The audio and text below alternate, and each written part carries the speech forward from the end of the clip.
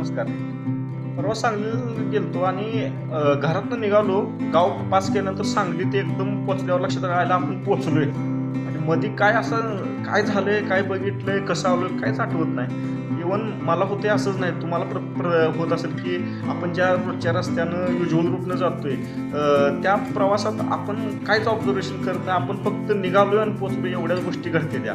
म्हणजे आपला मेंदू काय त्यावेळी झोपतोय किंवा आपण विसरभोळ आहे असं आहे का? नाही, असा त्याचा अर्थ नाही. मेंदूची एक सिस्टम आहे, ऑटो पायलट सिस्टम म्हणून. ज्या गोष्टी आपल्या डेली रुटीनमधल्या गोष्टी आहेत किंवा रूट असू, आपला प्रवासाचा रूट युज्युअल रूटमध्ये असले, आपला मेंदू त्या गोष्टी रेकॉर्डच करत नाही. त्या गोष्टी तो जर असतात तीच गोष्ट आहे की त्याला लक्ष देत नाही. तो आपला जातोय व्यवस्थित आणि शरीर व्यवस्थित प्रकारे गाड्या तर एवढ्या सांगलीपर्यंत जातो असेल किंवा येऊन तुम्ही कुठे जात असतील तर कुठे ॲक्सिडेंट होत नाही, काय होत नाही. तुम्ही व्यवस्थित जाताय. तुम्ही आलेल्या गाड्या ना व्यवस्थित हँडल करून खड्ड्यांना चुकवून व्यवस्थित पोचताय. म्हणजे शरीर व्यवस्थित काम करते, पण मेंदू तिथं ॲक्च्युअली तिथं ॲक्टिव्ह नसतो किंवा त्या गोष्टी तो लक्षात ठेवायची तसदीच घेत नाही, त्रासच करून घेत नाही. त्या गोष्टी तो रेकॉर्डच करत नाही आणि तुम्ही व्यवस्थित जाताय. म्हणजे शरीर गाडी चालवताना काम करत असते, पण मेंदू पण काम करत असते. पण तो रिसायकल बिन त्यासारखा डाटा असतो बघा. म्हणजे एखादा डाटा असा वेगळ्या प्रकारचा की जो सेव्ह करायची गरज नाही, फक्त बघायचं आणि सोडून द्यायचं. त्या टाईपमध्ये आपला मेंदू काम करत असते.